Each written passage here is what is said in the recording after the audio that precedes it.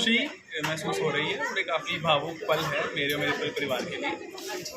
तो सर धुले जैसे छोटे शहर से एचसीएस तक निकलना, क्या कहेंगे?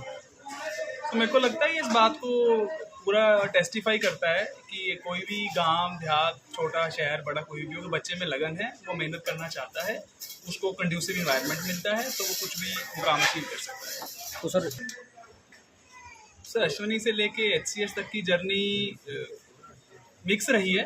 उसमें कुछ अच्छे पल भी हैं, कुछ खराब पल भी रहते हैं, क्योंकि आप जब एग्ज़ाम देते हैं बड़ा स्ट्रेसफुल एग्जामिनेशन होता है, जो पूरा प्रोसेस है। एंड एवरी सिंगल डे आपको लगता है कि मैं नहीं कर पाऊँगा, मेरे से नहीं होगा, या मेरे से हो भी जाएगा नहीं हो पाएगा, तो उसमें काफ़ी स्ट्रेस रहता है और आपको सोशली कट ऑफ करना पड़ता है। कुछ लोगों को लगता है कि शायद ये उस फंक्शन में क्यों नहीं आता है, शादी में क्यों नहीं आता है, लेकिन अपने आप को आप साधते हैं इस एग्ज़ाम के लिए। तो काफ़ी मैं आई वॉज वेरी सेक्लूडेड, अकेलेपन में रहता था, मतलब सामाजिक तौर से भी, फिजिकली भी, इमोशनली भी, तो स्ट्रेसफुल था। बट अब सर एक टेबल उस पार आ गए हैं, तो सफलता मिल गई है, तो सब कुछ इंसान भूल जाता है। तो सर आपकी अचीवमेंट क्या क्या रही हैं? सर अचीवमेंट तो अच्छा रहा। मैं शुरू से थोड़ा सा पढ़ाई में फोकस करने वाला स्टूडेंट था, तो मेरे को लगता था कि पढ़ाई करके आप अपने जो परिवार की पृष्ठभूमि है उसको बदल सकते हैं, क्योंकि जो knowledge it's a weapon which can change your family, your generation. तो फिर मेरे पिता ने साथ दिया, क्योंकि यहाँ पर पहले मैं 5वीं तक I was in Hindi medium school, फिर 6th में उन्होंने बोला कि मेरे को उसको इंग्लिश मीडियम में पढ़ाना है। तो शायद उस समय इतनी अच्छी परिस्थिति में घर की नहीं थी, उनका दृढ़ संकल्प था, तो मेरे को उन्होंने डाला इंग्लिश स्कूल में, करण सिंह ग्रेवाल में। तो मैं 10वीं तक वहाँ करा, वहाँ पढ़ाई करी। फिर हमें लगा कि यहाँ अगर शिक्षा पे जोर देना है तो यहाँ नहीं हो पाएगा। फिर हम अपने आगे की पढ़ाई के लिए चले गए हिमाचल परवाणू में। तो मैंने अपनी 11th और 12th आयशर स्कूल परवाणू से की। फिर उसके बाद मैंने कॉमर्स स्ट्रीम ली, वहाँ अच्छे नंबर आए, कुछ प्रभु इच्छा रही होगी तो मेरे को श्याम कॉलेज ऑफ कॉमर्स मिल गया।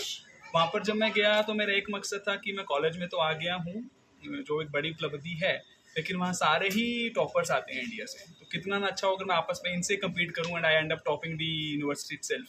तो फिर मैंने वहाँ पर थोड़ा पढ़ाई शिद्दत से करी और थोड़ा मेडिटेशन किया रेगुलरली, सो भगवान की दया से मैं वहाँ पर टॉप हो गया, I got gold medal there. फिर मैंने पीएनबी ज्वाइन कर लिया as a manager and working there, और साथ साथ में मैं पढ़ाई करता गया यूपीएससी की। यूपीएससी में मैंने इंटरव्यू फेस किया है और ये मेरा एचपीएससी में पहला प्रयास था। सर जहाँ तक ट्रांसपेरेंसी का ताल्लुक मेरे साथ है, मैं तो इस चीज़ का बड़ा साक्षी हूँ कि प्रतिभा के दम पे एक कमीशन ने एकदम ट्रांसपेरेंट प्रोसेस के जरिए सिलेक्शन दिया है। सर ये काफ़ी सेंसिटिव इशू है, और क्योंकि नौकरी आज की डेट में अनएम्प्लॉयमेंट इतना है तो एक राजनीतिक मुद्दा बन जाता है। सो मेरे को लगता है ये विपक्ष सत्ता पक्ष के बीच में एक प्रतिद्वंद का काम करता है, लेकिन ऐसा नहीं है कि चहेतों को नौकरियां मिल जाती है, क्योंकि जो सरकार है वो अकाउंटेबल है to the house, to the people.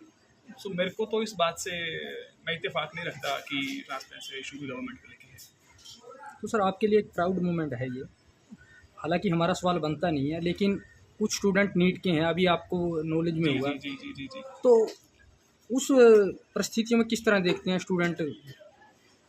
हाँ सर, मेरे को हमारे अखबार से सुनने में ये आया है कि उसमें कुछ स्केलिंग का इशू रहा है, कुछ विद्यार्थियों को टाइम एक्स्ट्रा नहीं मिला था या कुछ उनको ग्रेस मार्क्स मिल गए हैं, और वो मामला भी शायद माननीय सुप्रीम कोर्ट के विचाराधीन है, उस पर बात हो रही है।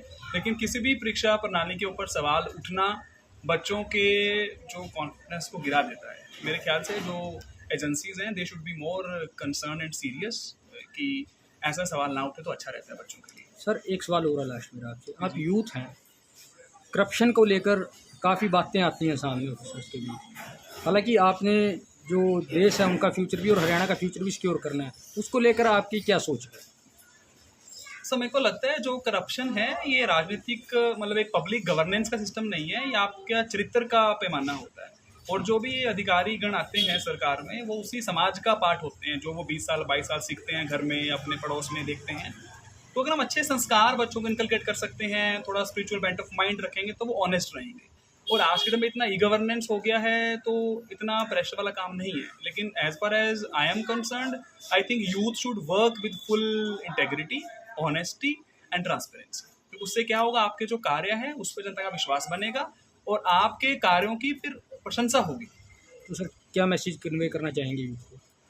मैं यूथ को यही करना चाहूँगा, अपने लक्ष्य पे फोकस करें, निरंतर प्रयास करें और उस परमपिता परमात्मा को साथ रखें, परिवार में पॉजिटिव माहौल बनाएं। आप मेहनत करेंगे, कुछ मुकाम तक पहुंचेंगे, आपको घर वाले और सपोर्ट करेंगे। आप कुछ आप करेंगे, कुछ घर वाले करेंगे। पहली बात तो परमपिता परमात्मा का आशीर्वाद के साथ मैं इस पल को महसूस कर रहा हूँ। और दूसरा, जो बच्चे ने, अश्विनी गुप्ता ने जो इस अचीवमेंट को हासिल किया है, उसकी अपनी खुद की मेहनत है और शायद उनके पापा जी और अम्मा जी का आशीर्वाद उनके साथ रहा है। और परिवार की जो सपोर्ट होती है, मेरी दोनों बेटी हैं काजल, पलक, शायद उन्होंने इसको बहुत सपोर्ट किया है। और शायद मैं लाइफ में जो नहीं कर पाया अपने पापा के लिए, अपनी मम्मी के लिए, तो शायद उनके पोते ने उनको वो सब दे दिया है आज ये अचीवमेंट करके। शायद मैं खुश नसीब हूँ कि मेरे पापा को उनको पोता ऐसा मिला है कि जो उनका आज नाम रोशन कर दिया जी। लेकिन वैसे मुझे बात करनी तो नहीं चाहिए, क्योंकि एक्चुअली क्या कि मेरे मामा जी भी यहाँ मौजूद हैं और लड़के के मामा जी भी यहाँ मौजूद हैं। पर मुझे अब आपने भावुक करने की बात की है तो मैं आपको सुनाऊंगा। अब मेरी नानी जी थे, इस समय वो इस संसार में नहीं है, अपनी यात्रा पूरी करके वो चले गए हैं। पर बट जब मैं छोटा था तो मेरी नानी जी मतलब इनके पास आई, तो ये अपनी अम्मा यानी कि इनकी दादी के ये पास खेल रहा था। शायद इसकी उम्र कोई मैं 3 या 4 साल की रही होगी। तो मम्मी ने पूछा, कहते हैं तेरी मामा ही तो घर से आया है, तू क्या लेके आया है? कहता फ्रूट। कहता तूने क्या कर लिया? कहता मामा मैंने तो खा लिया। कहता है तुम्हारा पेट है कुआं। तो उसने फटते ही बोला, जो मेरी अम्मा पापा आती है उसका पेट है कुआं। यानी कि अगर इसकी नानी को बोला तो उसने वो ट्वेंट करके नानी को मारा। तो ऐसा नटखट था ये। शरारती भी था सर। हाँ जी, हाँ, लेकिन नटखट ज़्यादा था।